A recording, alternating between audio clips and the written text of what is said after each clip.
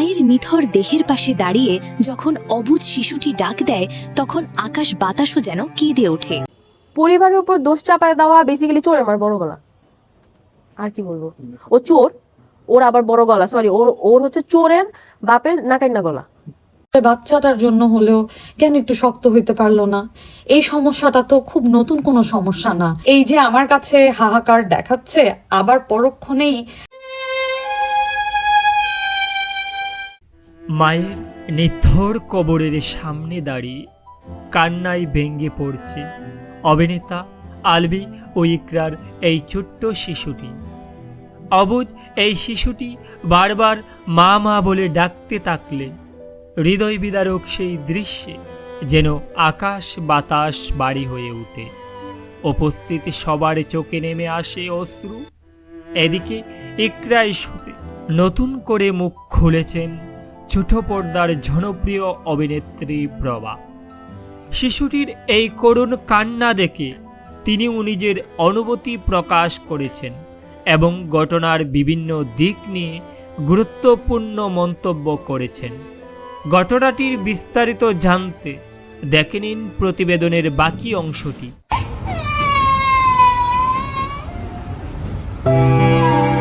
মায়ের নিথর দেহের পাশে দাঁড়িয়ে যখন অবুঝ শিশুটি ডাক দেয়, তখন আকাশ বাতাসও যেন কেঁদে ওঠে। পুরো দেশ আজ স্তব্ধ যখন আলভির ছেলে রিজিক তার মায়ের কপালে শেষ চুমু দিয়ে ডুকরে কেঁদে উঠল। অবুঝ এই শিশুটি কি জানে তার মা আর কোনোদিন ঘুম থেকে জেগে তাকে বুকে টেনে নেবে না? মায়ের মুখ দেখে রিজিক এমন কি বলল যা শুনে উপস্থিত সবার চোখের জল আর বাঁধ মানল না। তো একটা প্রতিযোগিতায় সেকেন্ড হয়েছো, তাই না? Are you happy or not? না, ফার্স্ট হতে চেয়েছিলেন?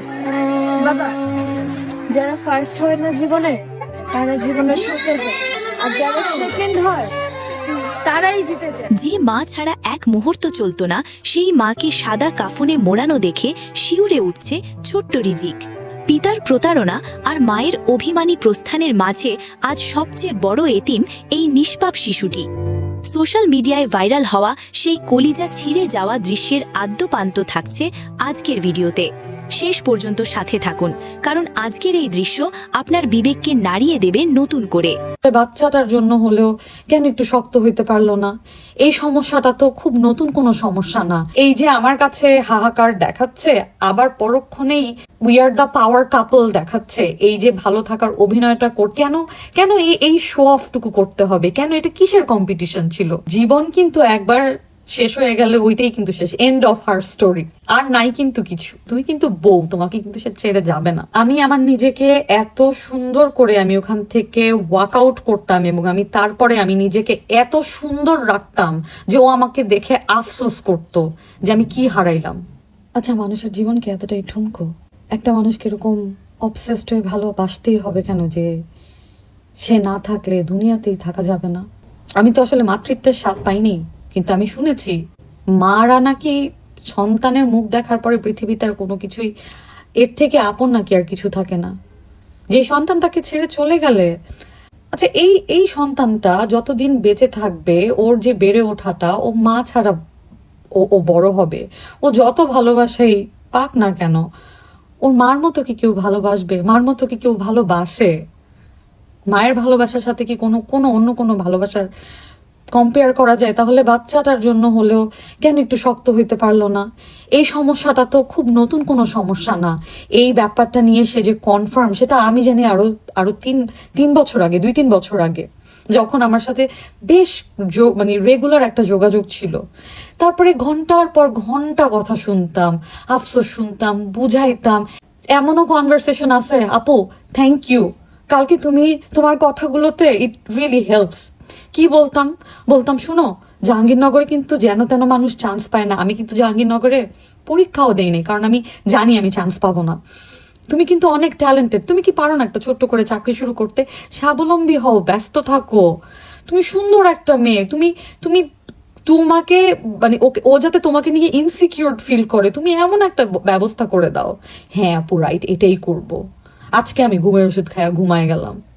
এটা কেমন লাইফস্টাইল? ঠিক আছে, সেই জিনিস মানলাম। এমন হইতো যে আমার আমি জানি যে এই এই জিনিসটা হচ্ছে, যদি আসলেই সেই মেয়েটাই যাকে নিয়ে সন্দেহ হচ্ছে, সেই মেয়েটার সাথে কেমন করে আমার ফ্রেন্ডশিপ হয়, সেই মেয়েটার সাথে আমি কেমন করে একসাথে বসে কফি খাই, আই এম দ্য উইটনেস। একসাথে বসে আমরা ক্যাফেতে বসে কফি খাইছি, আমাকে আমি আমি মানে কি বলবো, তাদের ফ্যামিলি প্রোগ্রামগুলোতে যেমন অন্য কলিগদেরকে ডাকা হতো তাকেও ডাকা হইতো, সেও আসতো। তো আমার কথা হচ্ছে, এবং তাদের ফেসবুকে তাদের কমেন্ট সেকশনে গেলে দেখতে পাবেন যে দুজনে দুজনকে খুবই পজিটিভলি দুজনকে মানে উইশ করছে। আচ্ছা, এই যে ভালো থাকার এই নাটক বছরের পর বছর করে গেলেন, এবং এবং এটার সবচেয়ে মানে যে কারণে একটা সময় আমি দূরত্ব বজায় রেখেছিলাম, সেটা হচ্ছে যে এই যে আমার কাছে হাহাকার দেখাচ্ছে, আবার পরক্ষণেই উই আর দ্য পাওয়ার কাপল দেখাচ্ছে, এই যে ভালো থাকার অভিনয়টা করছে, এবং তখন ভুলে যাচ্ছে যে কিছু মানুষ কিন্তু জানে যে অ্যাকচুয়ালি হোয়াটস গোয়িং অন। এইটা আমার এথিক্সের সাথে মিলতেছিল না, এবং আমি পারতেছিলাম না আর নিতে। মানে এত সেলিব্রেট করতো হাজবেন্ডের অ্যাচিভমেন্ট অ্যান্ড ওদের ভালোবাসা, ওরা ওদেরকে এত ভালোবাসে, ও এইটা করে সেটা করে, ভালো কথা, if it's like this very good, but কেন এই শো অফটুকু করতে হবে? কেন? এটা কিসের কম্পিটিশন ছিল? ছোট মুখে বড় কথা বলবো না, আমি এই কথা বলার কেউ না, তবুও আমি বলবো ইমানটা আর একটু স্ট্রং হওয়া উচিত ছিল। কারণ জীবন কিন্তু একবার শেষ হয়ে গেলে ওইটাই কিন্তু শেষ, এন্ড অফ হার স্টোরি, আর নাই কিন্তু কিছু। একটা সময় গিয়ে হয়তো সব ঠিক হয়ে যাবে, কিন্তু আর কিন্তু মেয়েটা থাকলো না, সুন্দর একটা মেয়ে, একটা এডুকেটেড একটা মেয়ে। আমি মনে হয় জীবনের প্রথম কোনো একটা ব্যক্তিকে উড়াম ধুরাম নেগেটিভ কমেন্ট করলাম, যে ভিডিওটা দেখার পর থেকে আমি আরো ট্রমার মধ্যে চলে যাচ্ছি। মানে ভাই, একটা মিথ্যা কথা মানুষ যে বলতে পারে, তাও আবার 31 মিনিট ধরে, যে এই যে মিথ্যা কথা একটার পর একটা শুনলাম, মানে আমার এই যে কান গরম হয়ে আছে, বিশ্বাস করেন আমি বলতে পারবো না। মানে এই যে আপনাদের লুচ্চা আলু তার হলো টিকটিকি তেলুর গল্প শুনলাম আর কি, হ্যাঁ, যে ওর সাথে নাকি তিতির মেন্টালি ম্যাচ করে, ওই থুকুই, ওই তিতলি, পরকিয়া রানী, 12 ঘাটের বাণীঘর বেডির লগে নাকি এর বলে মেন্টালি ম্যাচ করে। ভাই সিরিয়াসলি, 16 বছর যার সাথে, ঘরের বউ যার সাথে এসে তুমি সারাদিন কাজ করে এসে যেখানে তুমি মানে আশ্রয় নিবা, বিশ্রাম করবা, সেখানে তোমার মেন্টালি ম্যাচ করে না, অথচ তোমার ওই সেটে গিয়ে 4-5 ঘন্টা যার সাথে তুমি শুটিং করো, যার সাথে তুমি অ্যাক্টিং করো, তার সাথে তোমার মেন্টালি ম্যাচ করে। তো প্রিয় দর্শক, এতক্ষণ আমাদের সাথে থাকার জন্য আপনাদের অসংখ্য ধন্যবাদ। আর হ্যাঁ, অভিনেত্রা আলভি এবং ইকরার এই পরিণতি নিয়ে অভিনেত্রী প্রভার এমন বক্তব্য আপনাদের কাছে কেমন লেগেছে তা অবশ্যই কমেন্ট করে জানাতে ভুলবেন না। আর হ্যাঁ, আপনি যদি আমাদের এই চ্যানেলে নতুন দর্শক হয়ে থাকেন, তাহলে অবশ্যই চ্যানেলটি সাবস্ক্রাইব করে বেল বাটনটি অন করে রাখবেন।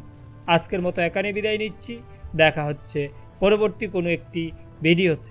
ভালো থাকবেন সবাই, ধন্যবাদ সবাইকে।